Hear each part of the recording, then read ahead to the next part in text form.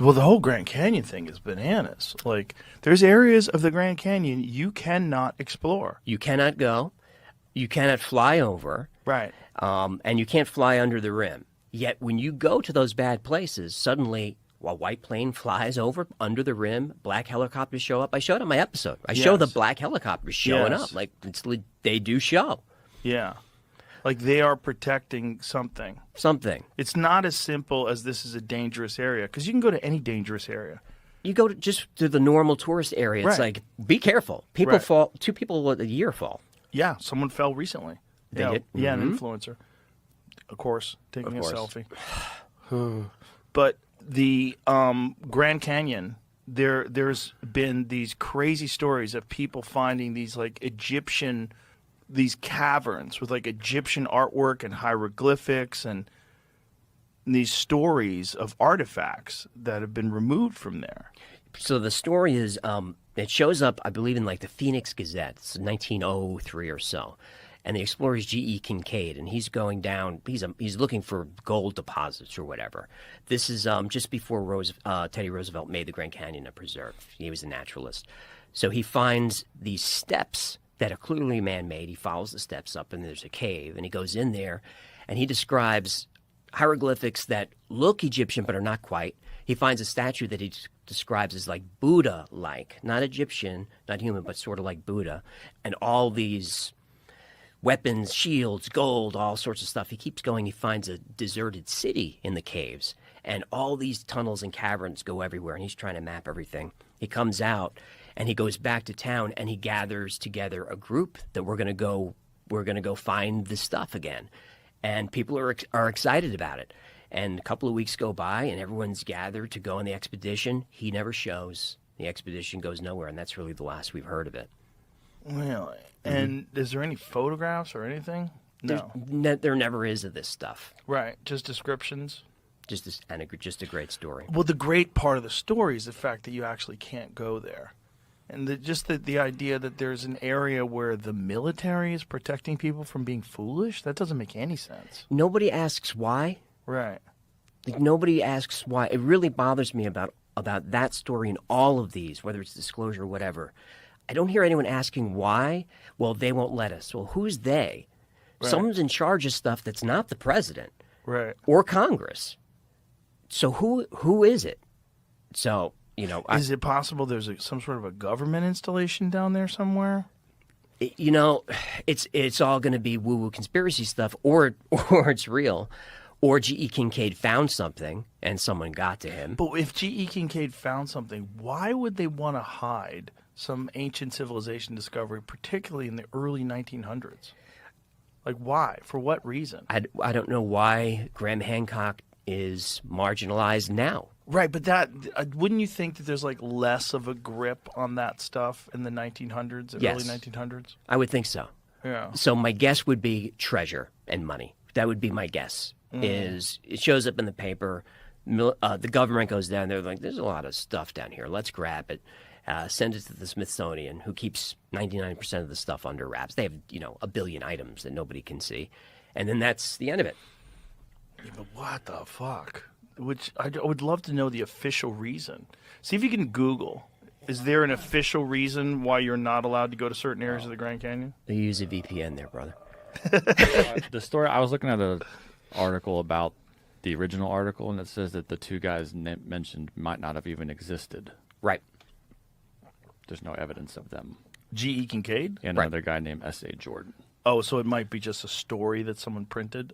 Some horseshit? Yeah, when I was looking into one of these things before, I found something explaining that back in the early 1900s, when newspapers were a really popular thing to read, I don't know if it was like a game or if there was actual prizes people would play or like amongst themselves to try to get fake stories printed. If you could get the craziest story printed, you win like $500 or.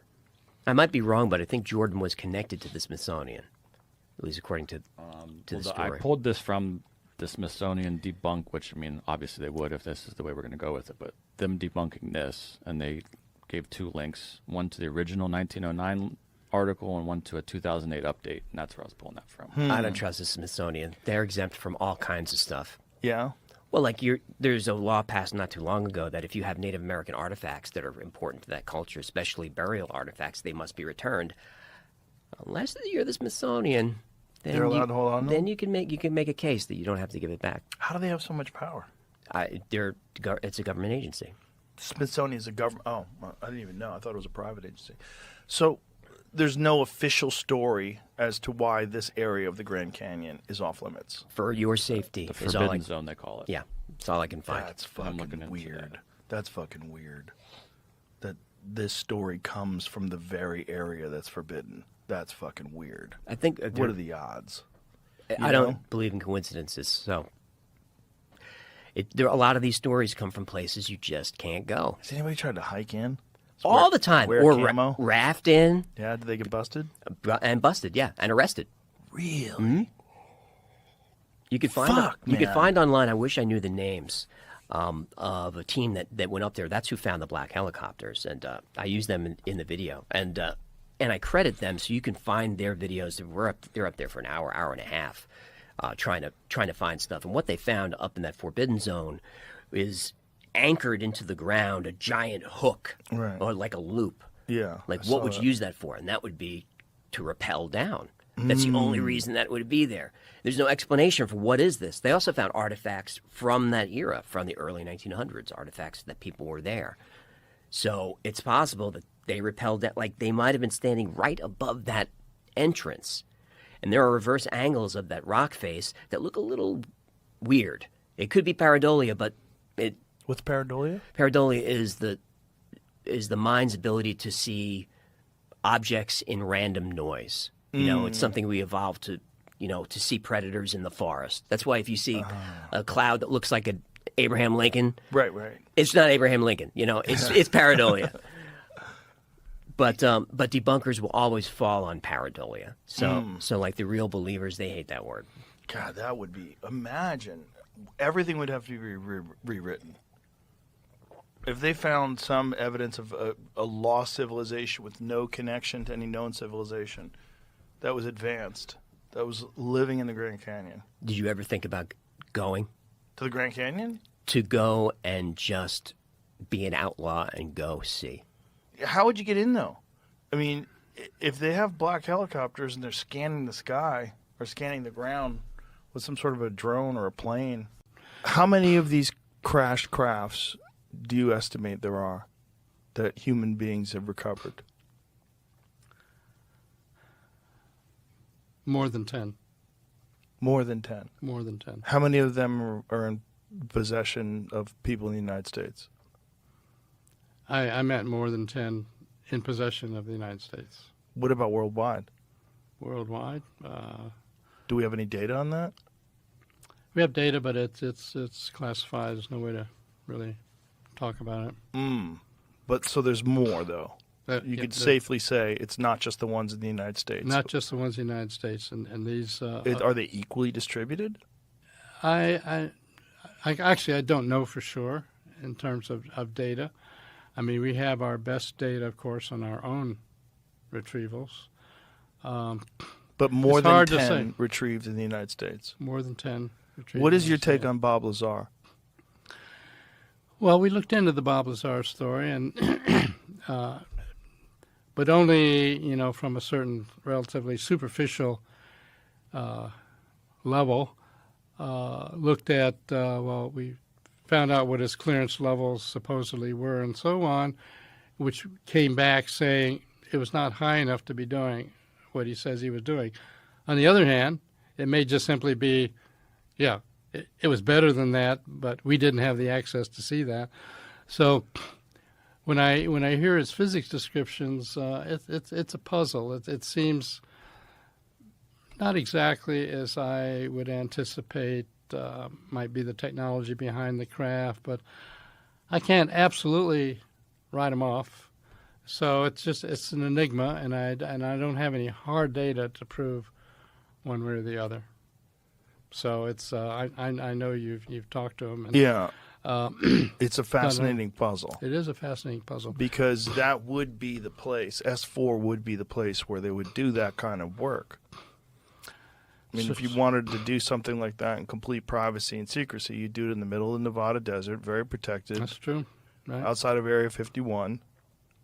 So even when people that have high clearances go and say, well, tell me about this. What's behind this? Who knows? If it's a special access program, an SAP, it might be, say, no, we're going to tell you that, he didn't do anything of significance here. In fact, he might have done something of significance. There's just no way of telling from the outside. Yeah. Yeah. So the actual generator, the thing that powers the craft that Lazar talked about, what was your take on that? This idea that it was element 115, that when it encounters high radiation, it has some sort of an anti-gravitational effect, some warp effect. Well, there are two aspects. One is, what is the material or mechanisms that generate the effects? And then the other is, are the effects being described reasonable descriptions of the kind of effects you think are associated with such craft? On the element 115, as you know, in the general scientific community, we've seen element 115, but it's very short-lived. So it's hard to evaluate that, and at this point, there's no evidence that's it. But his description of the anti-gravity effects and so on, that's an area that is well described as what you might expect. As it turns out, in that series of 38 papers, one of my own papers that I provided was one called Space-Time Metric Engineering. And when the pilots came to me and said, drops down, takes off, right angle turn at Mach 10, this is way beyond our physics. And as I said earlier, I think it's not beyond our physics, beyond our engineering. But what I did on the physics level was all of our electronics that we have here, for example, this microphone, the recording that you're making, and so on, that's all based on electromagnetic kinds of technologies, all of which come out of Maxwell's equations. Maxwell's equations, Clerk Maxwell way back in the 1800s developed the equations for electromagnetism, and basically any kind of electromagnetic device, you name it, Wi-Fi, whatever, can be traced back to his equations.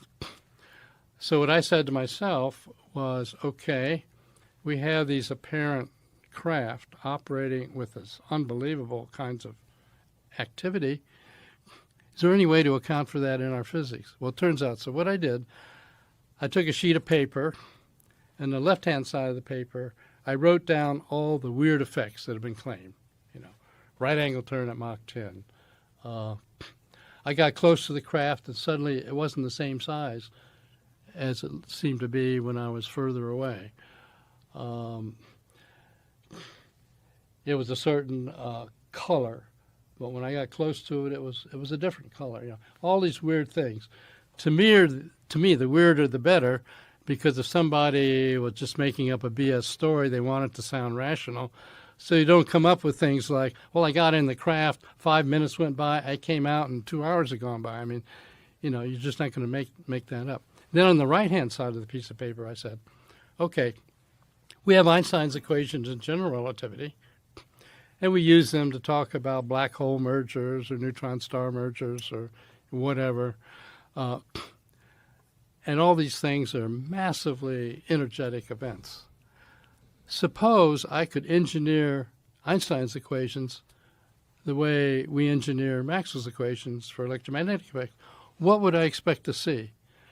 And I find out I got a hand-in-glove match between what was claiming to be observed and, what Einstein's equation, if you could engineer them. Well, why can't we engineer them? Well, what we know today is the energy density required to engineer those equations is just way beyond our ability to do so. So, can you give me a comparison to what the energy requirements or something like that would be like? Yeah, people have in fact, Alcubierre warp drive. I don't know if you've heard of that, but Miguel Alcubierre was a researcher in general relativity and kind of a Star Trek fan and so on. he said, I wonder if we could really have warp drive. And so he used Einstein's equations to say, okay, under what conditions could we do a warp drive? And he actually came up with solutions from out of the equations. Okay, what would it take to drive that? Oh, it would be hundreds of times more than the energy of the sun. I mean, just out of sight energy. So, until we have a new energy source, or until there's some back door that we haven't, zeroed in on, it's just really outside of our expertise. If you enjoyed today's episode on JRE Plus, don't forget to give it a thumbs up and share your thoughts in the comments below. Thank you.